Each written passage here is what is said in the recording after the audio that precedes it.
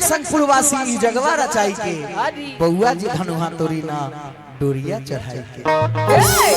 अब बउआ आके खड़ा हो गइल बानी बाकी धनुष उठाउते नहीं छे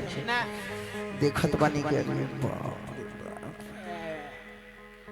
ये तो शंकर जी के धनुष बना तोरल उचित रही कि ना रही शंकर जी के राम जी बड़ा पूजे ले कहते तोरल ठीक रही कि बरोबर रही सोचिए रहल बानी कि इने सिया मैया खड़ा भइल बानी सिया मैया के लेके उनकर सखी खड़ा भइल बानी सखी जाके सिया मैया के कहली कि हे सीता हे ओही लइकवा धनुष तरा के खड़ा भेलो हो जे फुलवारी में ना मिलल रहो फुलवारी में समर का ओहे लइकवा के धनुष तर खड़ा भइल बा और सीता जी सूरज भगवान के गोर लागतरी ऐसे हाथ करो ऐसे ऐसे ऐसे गोर लाग कहते हैं कि हे सूरज भगवान हे सूरज। अच्छा माई बहन के सबसे ज्यादा नहीं है किस पर होता है किस पर झगड़ा अगर हम मर्दों में हो जाए तो हमर सके गाली गिनल चुनल है आदर मादर फादर तनका देर में हो जाता है हाँ जी मगर महिला लोग के गाड़ी जानते हैं क्या होता है क्या अभगला निपुतरा सरधुआ श्राद्ध कदे मंगिया जरौनी कोखिया भुजौनी तोरा मंगिया में कोयला रगड़ तोरा भातार के हड्डी से कबड्डी खेल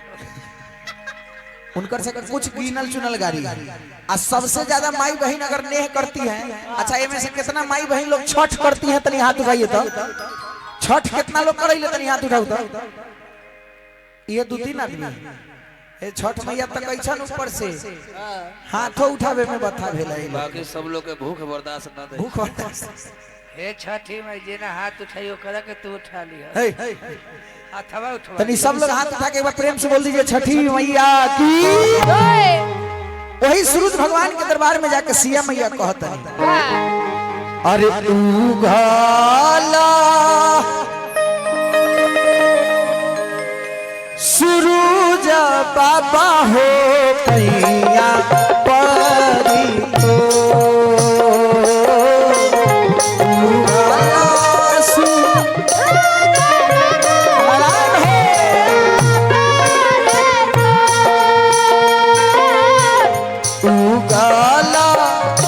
सूरज बाबा हो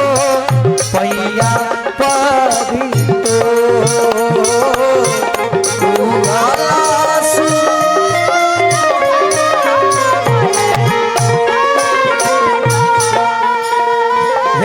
भगवान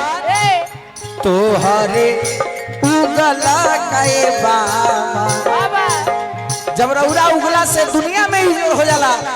तो हमारा जीवन में अनहर काहे सिया मैया कहनी है कि तोहरे उगला के बाबा दुनिया भइले अजो तोहरे उगला के बाबा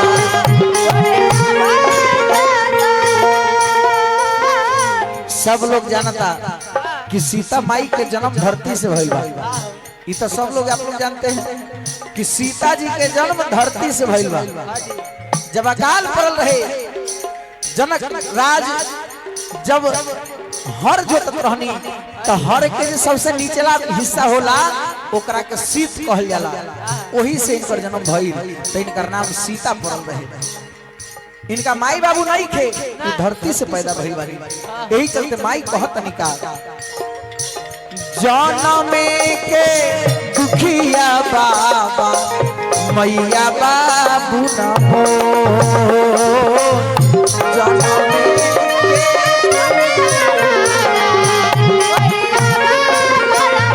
हे सरकार जनमे के दुखिया ये दीनाना मैया बाबू नमो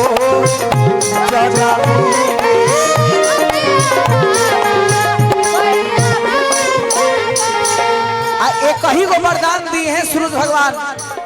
कि जे लड़का के खड़ा भई बड़े इनका हाथ में इतना शक्ति भर दी कि धनुष तोड़ दी ऐसन बलवा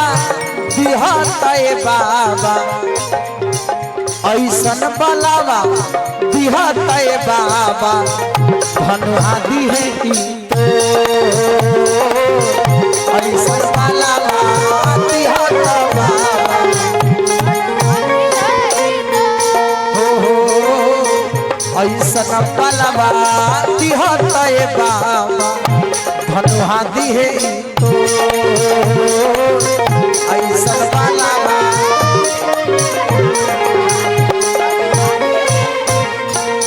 बोलिए रामचंद्र की सिया।